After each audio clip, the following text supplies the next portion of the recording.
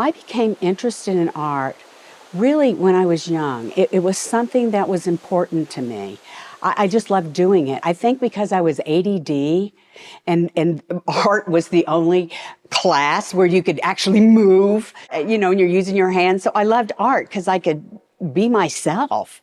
And I made some kind of cool things. Hi, I'm Carla Meberg, and I'm an artist.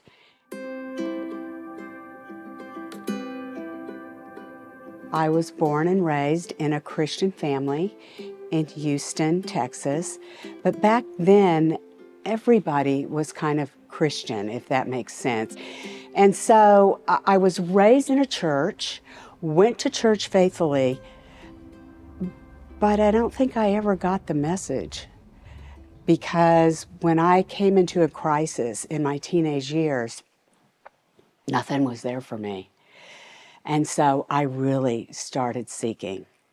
And I met somebody in high school, my first year, and they were always carrying their Bible. And I'm like, what church are you going to? I mean, you've got church homework? What are you doing here?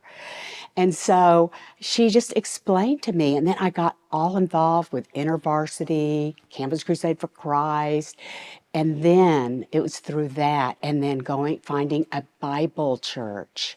I started getting training, and it was an intelligent Christianity. It was so exciting. It completely changed my life. I ended up working for Insight for Living. And that's Chuck Swindoll's radio ministry. And this was in the very early stages. I eventually ended up starting their communications department. Well, right there, I'm right back in art again. I'm working with photographers. I'm putting study guides together. I'm putting the magazine together. I'm working with designers. I'm hiring designers. And so I'm back in again, where it's like, my people. I just love it. I love being here. I love this experience. I'm just so thankful.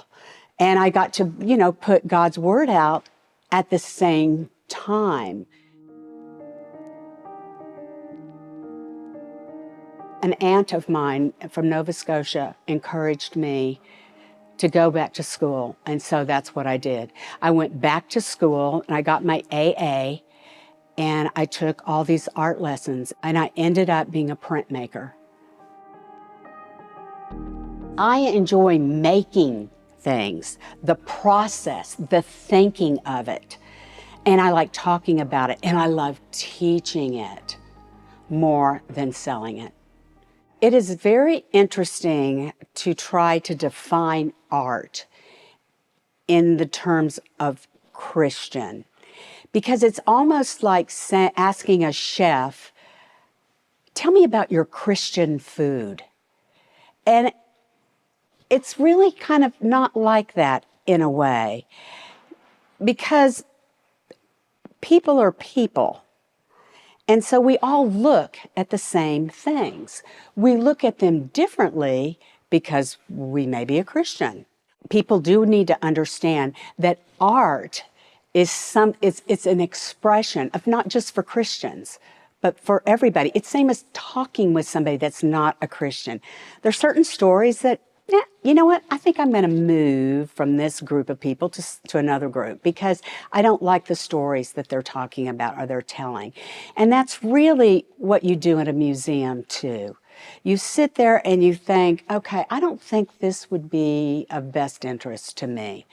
That doesn't mean that it's bad art. It's expressing itself, so it's probably doing a good job as art, but it might not be appropriate for my goals as a person who's a Christian. And so I don't look at work as Christian and non-Christian. I look at it as an expression of an artist. Some people I don't talk to, some books I don't read. It's the same thing with art. And I've got to tell you, when I go to museums, I don't enjoy the whole thing just because I'm an artist. I mean, I still have taste too. And I am sitting there and I'm not going to go to certain exhibits. They're not worth my time. but some exhibits really, really are. And so we do have choices when we walk into a museum, and we do have choices regarding what we want to look at and what we don't want to look at. My favorite artist, by far, hands down, Pablo Picasso. Love him. Now, as a person, my gosh, no way. But oh my word, his work, I think, is fabulous. I love his work. And these are the reasons why I love his work. He stepped away from what everybody else was doing. And he, at one time, shows you the outside and the inside of the person, what's going on. He takes these figures and he just makes them completely different, and you can just see so much going on. I can stand in front of a Picasso for 30 minutes trying to look and to see what everything he's added in there. And I just thought that was completely brilliant. You know, sometimes we have to, artists go beyond the boundaries of what are considered acceptable. And this is especially a little bit difficult for Christians, especially where truth and beauty are trampled upon. And the reason why this is good is because every notion of good has to be challenged to be understood. God is the one, the ultimate definer of these. But maybe there's more about love we don't know. Maybe there's more about beauty we don't know. You know, I've got to tell you, when Picasso started, they're like, what in the world's this madman doing? He's not doing beauty. You would never describe Picasso's work as beautiful, really. I mean, you have to go the boundaries. I'm not saying you should go see all the boundaries, but I'm saying the reason that it's good in a way, and this is where you need to be wise, is if you don't know the boundaries, I don't know that they're all defined right now, because we're human beings. And I think that is why art has a place, even in Christianity, because it does continue to define things for us. And it continues to show us what people are thinking. And as Christians, we need to know, how are we going to talk to these people? Who are we talking to? Art helps to define that. And I think that that's a good thing. And I think we should be part of that conversation.